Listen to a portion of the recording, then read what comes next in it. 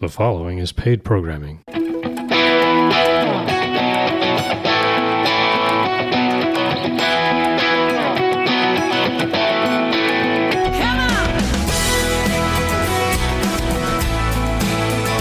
Something More with Chris Boyd, certified financial planner professional.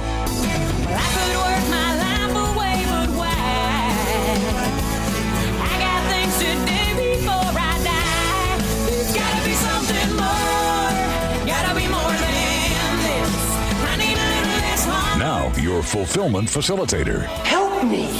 Help you. Help me. Help you. Help me. Help you. Your partner in prosperity. Show me the money! Derek, you better yell! Show me the money! Advising clients across the country. Here he is, your host, J. Christopher Boyd. Good afternoon and welcome to Something More with Chris Boyd. I am Jeff Perry, an asset investment representative with Asset Management Resources, and Chris is off this week, so I have the pleasure of sitting in the big chair for him. We've got a very full and diverse show today. In hour one, we're going to be joined by the long-serving Sheriff James Cummings. He's decided to retire, so I want to have a conversation with the Sheriff. I don't think he has a first name. I think his first name is Sheriff. It's probably going to be that way for the rest of his life. I'm going to talk about him, about his career, both in the state police and leading the Barnstable County Sheriff's Office. Later in the hour, we're going to have Jeff Tomaneng, a certified financial planner, with us talking about holiday spending, budgets, travel. I think the theme of that segment is going to be don't spend too much this Christmas if you can't afford it. But that doesn't always stop us, does it? In hour two, we're going to have Mark Scala. He's with the United Way. He's going to come in and talk about what they've been doing. And he's just the next guest in a continuing effort for us to highlight some of the wonderful charities that we have here on Cape Cod. So the United Way will be joining us in hour two. And we'll wrap up the show with Brian Regan, who's our Chief Investment Officer. And I'm sure we'll talk about what Jerome Powell had to say this week. He's the chairman of the Fed. It seems to have some positive market reaction. So we'll see if that sticks, see what Brian thinks about that. And we're going to talk about what's going on with the housing market, both on Cape Cod. I'm sure I'll have my insights into Florida, where I'm living, and across the country. So that's a really full show for this Saturday afternoon. But before we introduce the sheriff, I want to remind you that going on right now, it started yesterday, Friday, December 2nd, and going through Sunday, December 4th, is the 27th annual Stuff-A-Bus effort. We had Kevin Matthews on the show last week promoting it. Well, right now, he is down in front of Target at the Cape Cod Mall with a school bus. This is something he has done, I don't know, 27 years. It seems like it's forever. I don't remember a Christmas season that he didn't do this, and collecting toys for Tots. And so if you're in the Hyannis area today or tomorrow, I think he goes home around 10 o'clock at night tonight, but stop by, drop off an unwrapped new toy. And if you don't have an unwrapped new toy, go to Target, get a toy, and see him in the parking lot. And if you haven't donated ever before and you don't realize how big this is, I believe last year they collected over 25,000 toys, and all those toys stay right on Cape Cod. So it's a very worthy effort, supported not only by WXTK and Kevin Matthews, but the United States Marine Corps and a lot of good people on Cape Cod. We have had a box at Asset Management Resources, and we have filled it up, and we are delivering it. Our CEO is delivering it today, but down to the Toys of Tots at front of Target and Cape Cod Mall. So for those of you who have donated, thank you. And for those of you who haven't, get down there this weekend and help out the cause. So joining me here in studio, I'm thrilled to have with me the Barnstable County Sheriff, James M. Cummings. Welcome, Sheriff. Welcome. Thank you. Good to be here. I was joking in the intro that your first name's probably Sheriff. I've known you a long time. I worked for you for 10 years. That was a pleasure and a privilege to do so. But I besides your family, does anybody call you Jim? Yeah, you do tend to pick up your title as your first name, and I don't have any problem with that. It's certainly been been a pleasure being the sheriff in Barnstable County for the past 24 years now. Very Well, fortunate. Yes, and the people of Barnstable County are very fortunate for your 4 terms. They were 6-year terms. I want to go through some of that. But for the people who are listening, maybe they're new to Cape Cod. Maybe they didn't even know we had a sheriff, but I just want to kind of go chronologically here and, introduce you to people. You weren't born on the Cape. You were born in Boston, correct?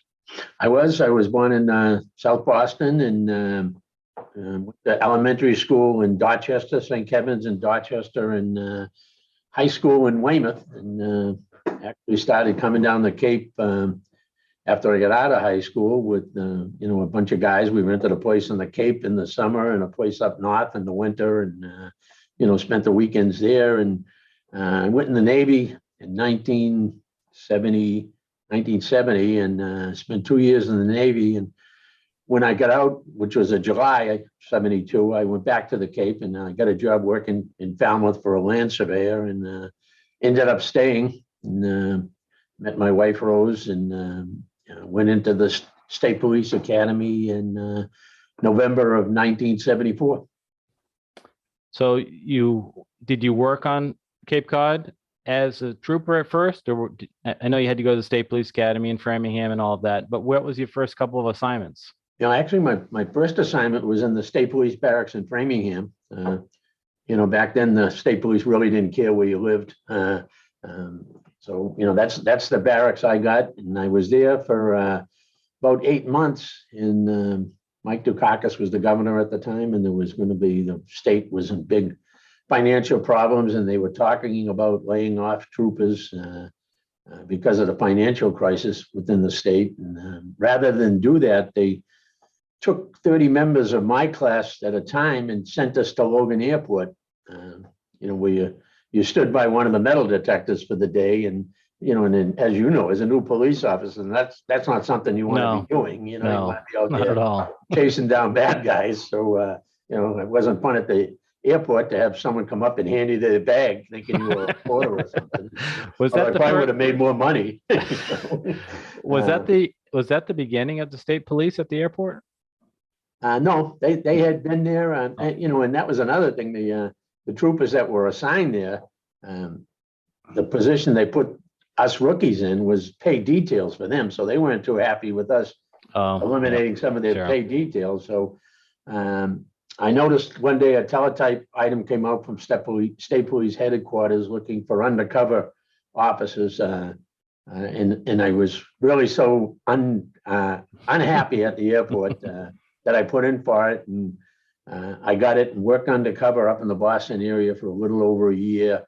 And then the State Police unit on Cape Cod, and the District Attorney Phil Rollins' office was looking for a trooper that had undercover experience, and I put in for it. I didn't know Phil Rollins. I didn't know anyone in the District Attorney's office, and was fortunate enough to get chosen, and spent the next 21 years of my state police career right here on Cape Cod in the District Attorney's office. Well, maybe one of the reasons they selected you was because no one on the Cape really knew you, right?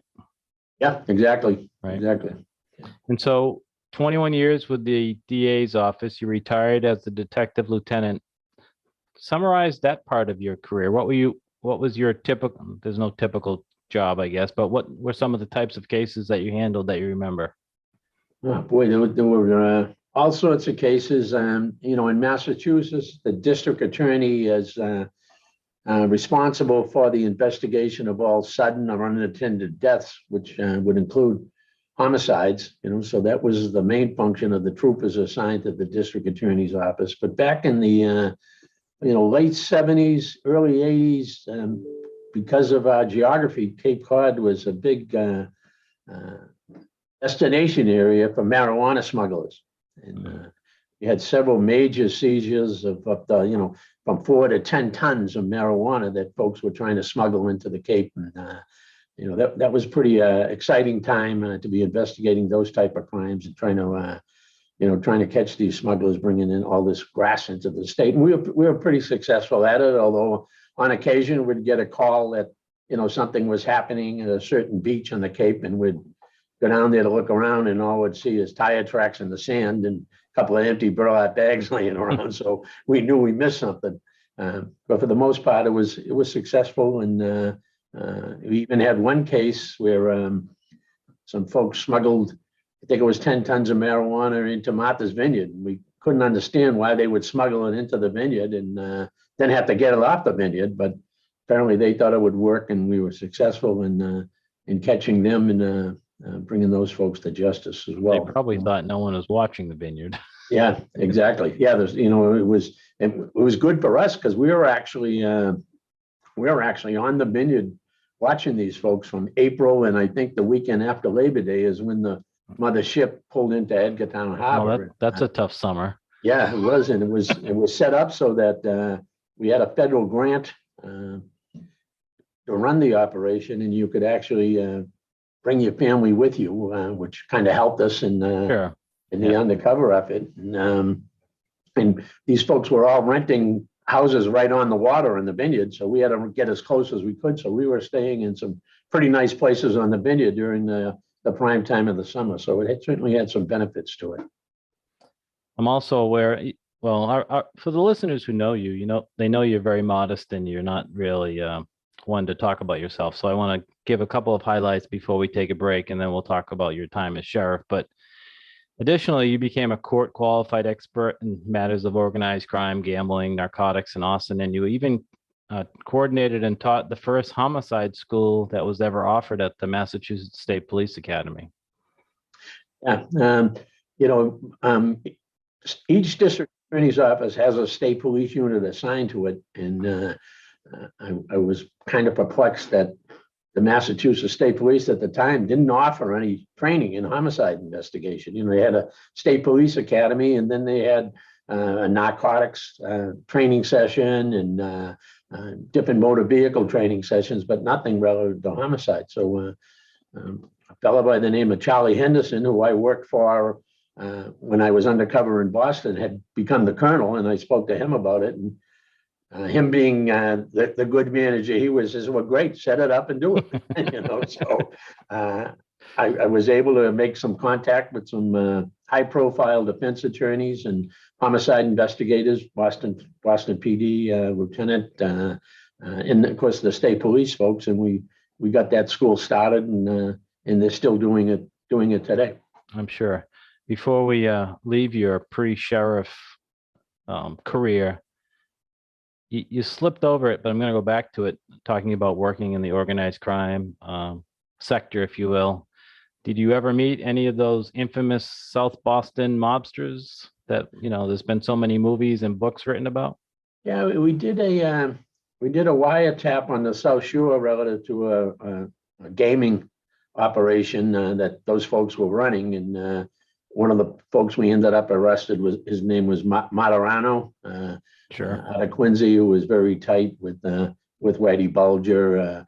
I think some of our cases we were probably, without knowing at the time, victims of Whitey Bulger's connections to the FBI, and that would obtain a search warrant and raid an apartment in Revere or Chelsea. And actually, on one occasion, we raided an apartment, and the apartment was totally empty except for a chair in the middle of the room with a sign saying "Welcome, State Police," and nothing else in the room. So that was obviously tipped off, and it was a couple of occasions like that. Well, maybe in your retirement, it's time to write the book. Yeah, you have to wait for a few more people to die. Fair enough. All right, Sheriff, let's take a brief break for our commercials, and we'll come right back and focus on your time as the Barnstable County Sheriff. We'll be right back.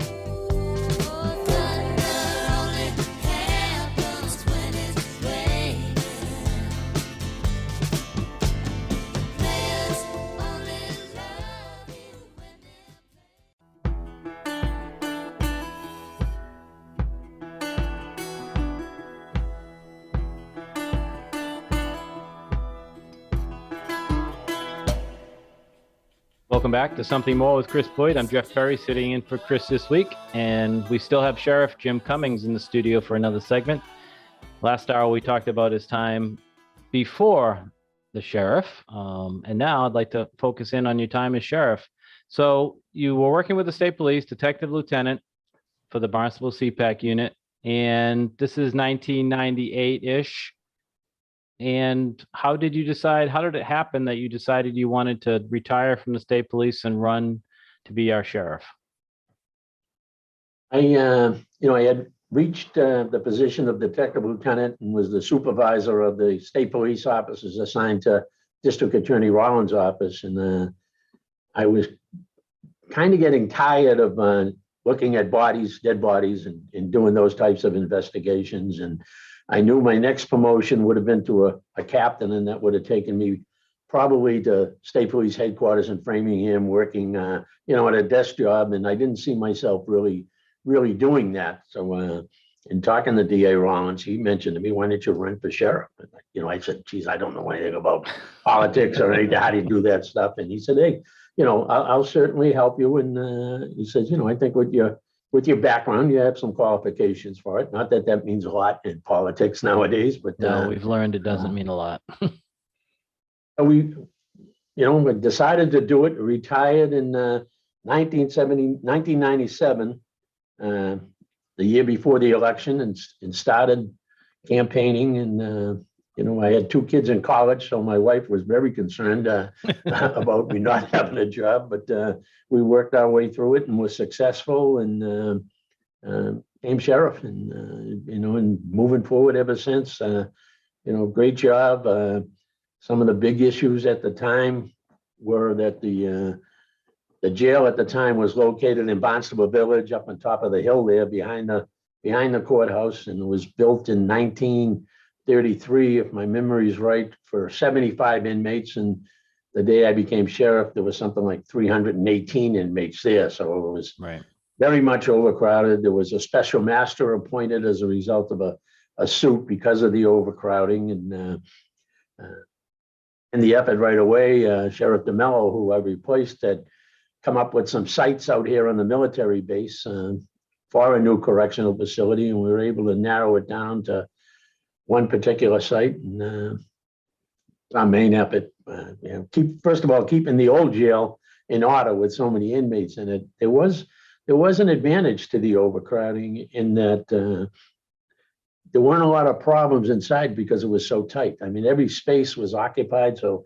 for the first 5 years that I was sheriff, when we were down there, we didn't have any suicides just because there was no place where somebody was alone. There was always somebody around. And it was an old design jail where all the cells were linear and all next to each other, kind of stacked on top of each other. But the big effort was to get a new jail, and working on that. Initially, the legislature had passed a corrections bond bill, and Barnstable was allotted $20 million to build a new jail. Well, that would have built us a jail with 200 cells, and at the time we had over 300 inmates. So, my argument was I'll have to keep both jails open, and that'll make me have to duplicate everything. I'll have to have 2 superintendents and 2 deputy superintendents. It just was fiscally didn't make much sense. So working with Henri Rauschenbach, who was the senator at the time, and Paul Salucci, who had just become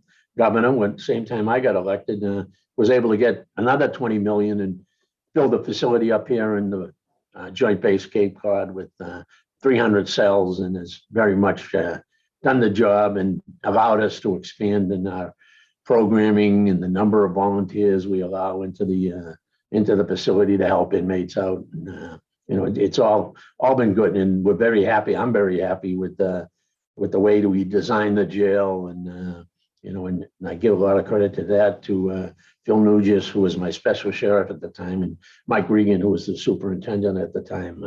Both very well versed in corrections, and did a great job designing this and making it work for us. So almost your entire first term was dedicated and focused on, dealing with the issues of the old jail and getting into the new jail. Absolutely. There was a lot of moving around.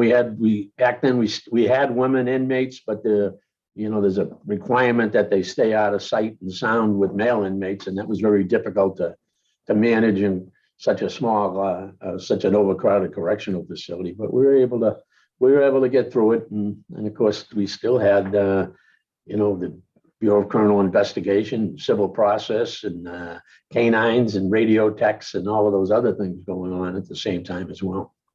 Let's talk about that for a minute. People have different, depending on what part of the country you grew up in, and what county in Massachusetts. Even in Massachusetts, the focus of the sheriff is dependent upon who is the sheriff, and there's a lot more to the Barnstable County Sheriff's Office than the jail and house correction. And most people, I guess, on Cape Cod don't even think about that now because it's out of sight, right? Out of sight, out of mind, which is the idea of having it on the military base. But you mentioned a couple things. So let's talk about the things that aren't the jail and the house correction that the Barnstable County Sheriff has done, and maybe a couple of things that you've added. So we have the probably the most effective is the Bureau of Criminal Investigation, which investigates crime scenes for the local police, and on occasion, the state police and other law enforcement agencies as well. And they virtually do every crime scene that happens on the Cape. The local police home that's broken into, they secure the scene and call us, and we dispatch a criminal investigator to the scene that does fingerprints, does photographs, gathers any evidence, DNA evidence, and any other type of evidence that might help in solving that case. And that's very effective in that we have so many smaller towns on the Cape. I mean, even the bigger ones. I mean, Barnstable, the biggest department on the Cape, had looked at doing their own crime scenes, but you just don't get. It's something you have to do all the time to become very good at it. And, develop the expertise, right? Right. So it's worked well. And, I know a couple of now retired police chiefs that were patrol officers here in the Cape. And as their career progressed, they applied for police chief jobs in other towns off of the Cape. And they told me when they got to their new town as the chief, they asked, when do you call for the sheriff to come and do the crime scene? And no one knew what he was talking about. And right. Chiefs, people like that definitely appreciate what the sheriff's office does in the Cape as far as assisting the local police departments. And we also have a communications division where we, not only do we do the dispatching for local fire departments and the E911 and the ambulance connection to the various hospitals on the Cape, but we have a technical division that actually maintains the public safety communications infrastructure for the entire Cape Cod, from designing and building consoles inside the police stations to installing radios and cruisers, which most other counties in the state don't have it as well. And there's no charge for any of this stuff. It's all things we do for the local police departments and fire departments, although we do charge for dispatching for the fire department. They're all cost-saving things for the local towns in the Cape. And I know there's some other things that I'll just mention, but we don't have time to really go into. You mentioned the canines. They're available to assist all the local police departments with in addition to the duties at the correctional facility. You instituted a Marine unit that's all over Cape Cod, assisting the Coast Guard, and a lot of other things as community programs, youth programs. We could spend hours talking about each one, but I don't want to run out of time without getting into the efforts that you've made for drug, alcohol, and mental health rehabilitation inside the correctional facility. Because I'll just put it out there in the front, and then you can tell us about the programs. You've been recognized, locally, statewide, recognized by the Department of Justice as a mentor site for other facilities. Even, you're a Republican, but even President Obama, when he did his White House National Drug Control Strategy for the country, specifically referenced the program in Barnstable County. So, Sheriff, if you just spend a few minutes talking about those efforts, and I guess you can start with why you instituted all these programs. Sure. 70-80% of the folks who come here have some issue with drugs or alcohol. So back in maybe 20 years ago, all of the Massachusetts sheriffs realized that if we continue to just warehouse people, we're going to continue to see them again. We had to do our best to improve the condition that they came in here with before we let them back into our community. And all of the people we deal with in the county correctional system come back into our communities. They're all going to be back within a couple. So we started from the day someone comes into the jail now, we prepare them for reentry. And by that, we mean if they don't have a high school diploma, we can provide them GED, which is called High Set now, or high school equivalency diploma. And we also started numerous, alcohol and drug treatment programs here within the correctional facility. Back in 2012, our medical team at the time mentioned to me about, and actually State Rep Randy Hunt as well, about a drug called Vivitrol, which helped with opiate addiction and alcohol addiction. And one of those, it's an injection that lasts for a month, and it deadens the senses in the brain that give you the euphoria from alcohol and drugs. It's non-narcotic, which attracted my attention to it, because we see all the time how some of the things that are medication that's made to assist people in getting off drugs actually compounds their problem because they divert it and use it too much and things like that. So we started that program, and that's, as you mentioned, that's the program that was mentioned in the President Obama's drug control policy. And I think we were the first correctional facility in Massachusetts to use the drug. And I think we could have been the first in the country to use it. And as a result of it and the success of that program, I got to spend some time traveling around the country and having people come here from other correctional facilities across the country to see how the program worked and share our experiences with them. And I think probably now medical assisted treatment is everywhere. Hoping to fight that battle. Absolutely. That was the time I was also your special sheriff for those 10 years, starting in 2011. And that was the time after you had instituted or started that program. And I remember those individuals and sheriff's offices and treatment people coming from all over the country, and you going to Washington to testify and give presentations. And I remember a few visits from police agencies outside of the country. I remember because I got a special hat from the folks who came over from England. That it was just a fun memory. And this all comes down to recidivism, and what recidivism means for the folks who don't know is the likelihood of an inmate to come back to a correctional facility after they've been released. And the proof of your programs and your philosophy as a sheriff has been proven out by the tremendously low recidivism rates. I don't know what they are today, but I remember when I was there, they were in the 30%. And that's, the number fluctuates throughout the country and throughout the states, but that's roughly half of the general recidivism rates that people expect when someone goes to jail. Usually it's 2/3, certainly more than half of the people come back within the 3 years, but that has not been the case in Barnstable County. And that can only be attributed, Sheriff, to your leadership, your staff, and the progressive, and I don't mean that in a liberal way, a political way, but the progressive view that you have of bringing in the treatment that works into the facility. So it's a lot of money to house an individual in a jail for a year, and the line was that if we can keep them from coming back, we're going to save the taxpayer money. And don't believe in that. The biggest problem I see nowadays is that a good percentage of the people that are coming to jail don't want any programming. They're not interested in getting off, drugs or alcohol. They want to do their time and then go back and pick it right up where they left out.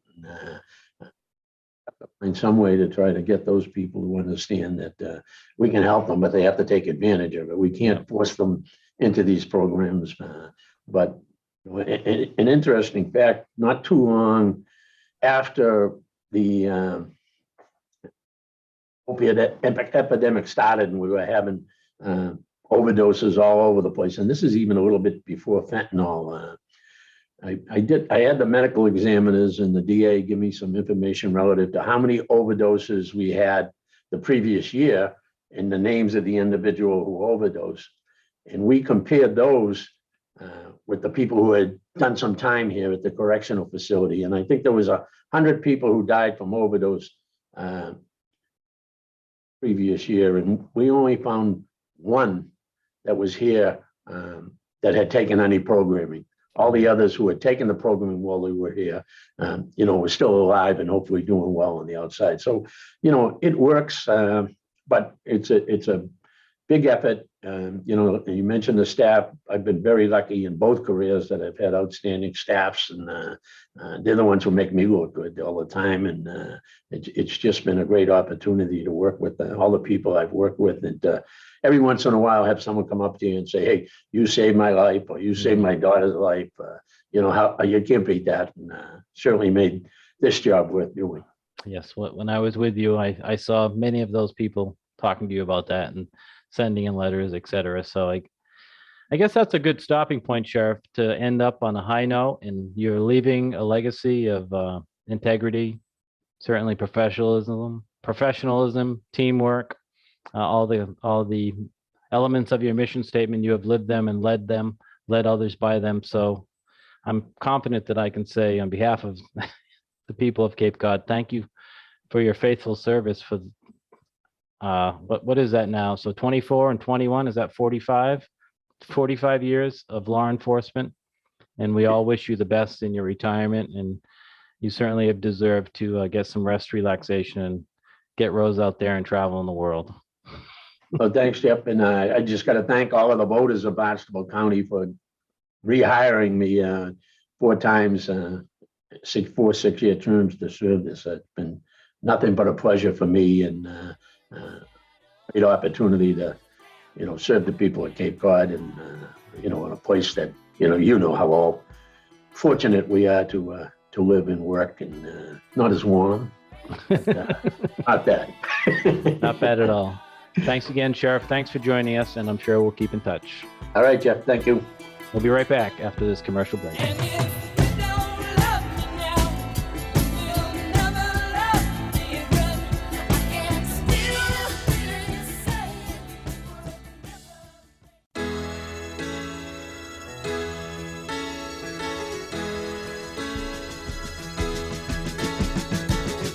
Thanks for sticking with us. This is Jeff Perry sitting in for Chris Boyd this week with Something More with Chris Boyd. And I just want to, before we introduce the next guest, I want to thank Sheriff Cummings for his time and being so open and willing to talk about his career. It's a career full of integrity and professionalism, and the people of Barnstable County. He's not going away, but he's not going to be our sheriff anymore. He's retiring, but we're going to miss him greatly in that role. It's been a great ride, Sheriff. Thanks again. And for this next segment, we're going to get into the holiday spirit a little bit. I think we're kind of in it anyway, with a certified financial planner with Asset Management Resources, Jeffrey. We're just joking offline about name pronunciations. Tomaneng. Jeff, welcome to the show again. Thank you, Jeffrey. Yes, we're saying R-E-Y. There's the different ways you can spell our first name. And around the office, I'm Jeff P. and he's Jeff T. Not to confuse anybody more, because this is radio. Correct. So Jeff T, I wanted to have you on for a segment. And people are out there right now. They're shopping right as we speak. And I'll give another reminder. If you are shopping in the Hyannis area today or tomorrow, make sure you stop by the Stuff-A-Bus effort, which is an effort to collect unused wrapped toys, new toys, by Kevin Matthews, WXDK, and Toys for Tots with the Marine Corps. And those toys that you donate stay on Cape Cod. And Kevin Matthews is down with a school bus in front of the Target in Hyannis today, Saturday, and tomorrow, Sunday. So there's a lot of kids this year who, especially with all the financial stresses, inflation, et cetera, who might not have the Christmas that we'd like them to have. And you stopping by and bringing by a couple of toys will make a child's Christmas even that much more special. So please do that. So Jeff T, I wanted to talk to you about the holidays. And, it's a great year. It's a great time of year to shop and buy gifts and travel maybe. And sometimes in this context, people can really mess up their budget and create some financial chaos that they discover when they get their January, say, credit card statements in. Yeah, that's the case. And I think one thing that's important here is to align. You can align your holiday spending with financial planning just by doing some planning yourself and figuring out what's important to you, who are the people important to you, for whom you wish to, quote, buy a gift versus spend time together with. I think another thing to look at too, as far as your own personal values, and this is something, while we did some research before talking about this topic, one thing that comes to mind is shopping local versus shopping online. I definitely try to do that. That's important. It's important, and it can be a challenge because we as financial planners and advisors, we're talking to our clients about balancing. Okay, what's the least expensive and takes the least amount of time. And it's really easy. I mean, we just had Cyber Monday, right? And to go online and buy, the widget for $18 when the widget at the local store might be $22 or $24. And it involves the car. Yeah, and it involves a car and it involves your time. It's really easy to click. So I just think when you're doing your spending, before the holidays start, you're doing your planning. You want maybe kind of figure out, all right, well, if it's $18 versus $22, I'll shop locally. If it's $18 versus $40, well, that's something that else has to play into it. Absolutely. Yeah. And but the thing is that also, maybe you take some of that spending and that's that savings, and that gives you an opportunity to make a donation to, on Giving Tuesday or to a local organization. So there are different things that you have to balance just as you approach the holiday spending season. Absolutely. And I'm glad that you've used the word planning a few times, because it's like any type of shopping. I mean, even if it's not the holidays, if you're not going out to buy gifts, if you go to a grocery store and you're hungry and you don't have a list, that your total when you leave is more than you intended, right? So if you're just walking around one of the stores, locally, big stores, or browsing on Amazon or whatever you're doing, and you don't have a plan, it's real easy to say, oh, my aunt would like this, my son would like this. And before you know it, you've overspent already, and maybe you haven't taken care of all the things that you want. So having that list, who am I buying for, right? And what's my spending? I saw in Investopedia, which is a pretty good financial website that I like to get statistics from. They seem to be rather objective, that holidays sales, even in this context of, maybe tighter budgets and higher prices, are expected to grow 6 to 8%. Wow. And the spending is expected to total a record-breaking $960 million on gifts. Oh, wow. This year. So we hear on the news, and we see it in our own budgeting, that things are more expensive. So our home budgets are stressed, but there's nothing that indicates, including a headline off of CNBC this week that said shopper turnout hit record high Black Friday weekend and Cyber Monday. So there's nothing that indicates that Americans are slowing down on their spending. And the one real concern that I see in the data is credit card balances are going up to record high levels too. So it appears that the budgets are tight and people are just either using one of those buy now, pay later new types of layaways that are out there in the market, or they're putting it on the credit card, but they're still spending at increasing rates, which is, arguably good for the economy, but maybe not so good for you in January, as I said.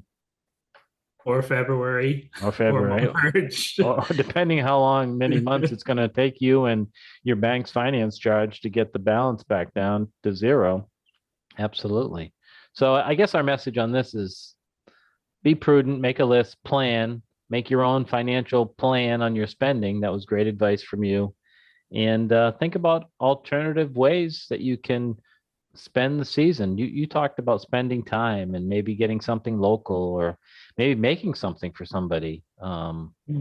There's lots of ways to celebrate the holidays, and we're talking about gifts, but there's more spiritual ways and more meaningful ways to celebrate the holiday as well. I mean, the more preparation, and again, back to the word planning, that you can do in general, the better off you're going to be. It's, since the holidays are upon us now, it's something to also think about is, for the next year, as great segue. One of the things that I also, knowing who your potential recipients are and what's important to them.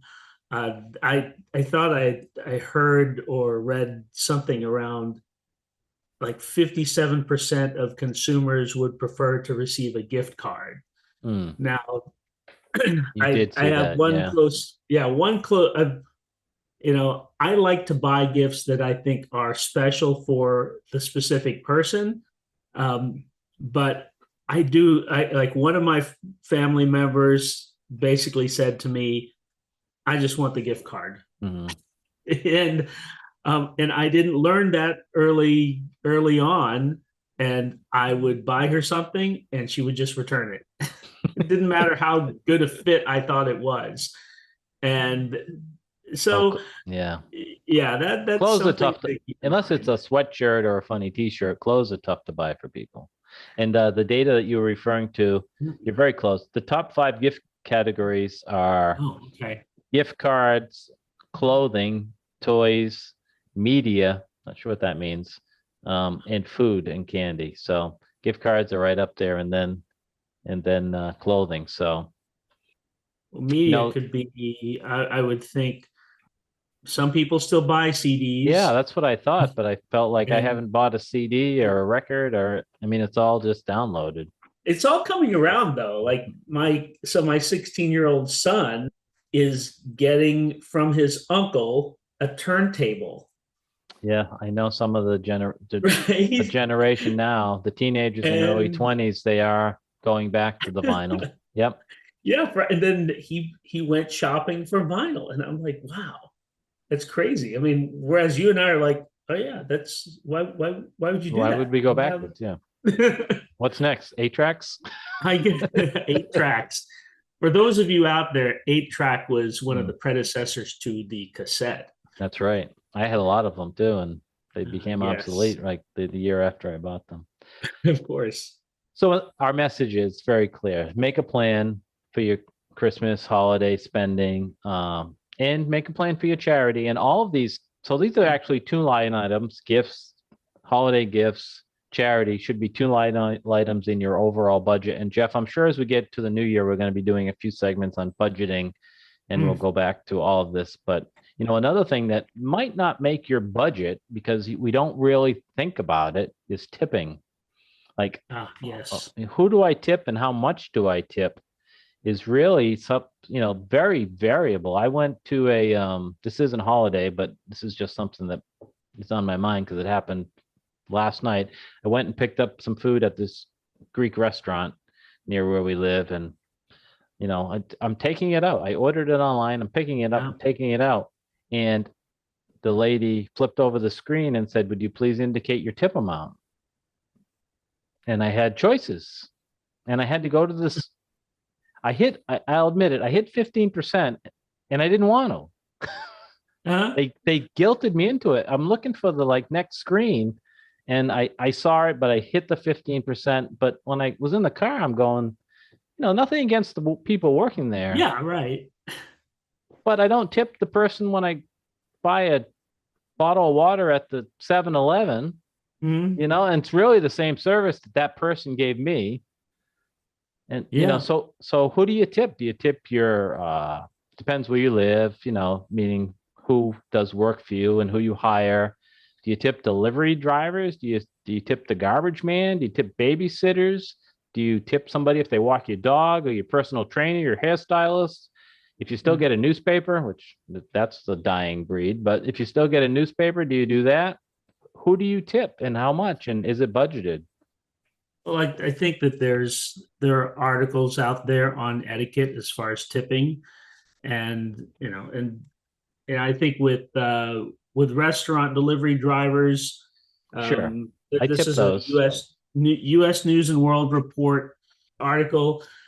For delivery drivers, you're looking at about 20% of the total bill, or $5, whichever's higher. I'm happy to tip them. Absolutely. Yeah, I mean they're getting out in their car, Right.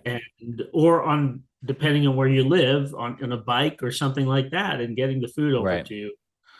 Honestly, if it's raining outside or snowing, and I'm definitely happy to do it then.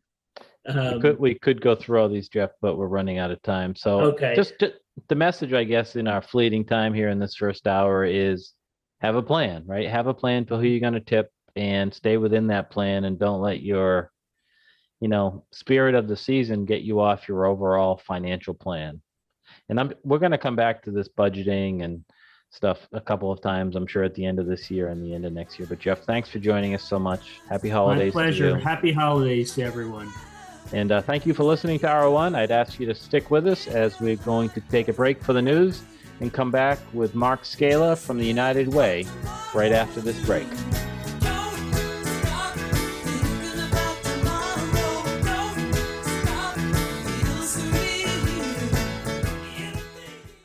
You're listening to Something More with Chris Boyd.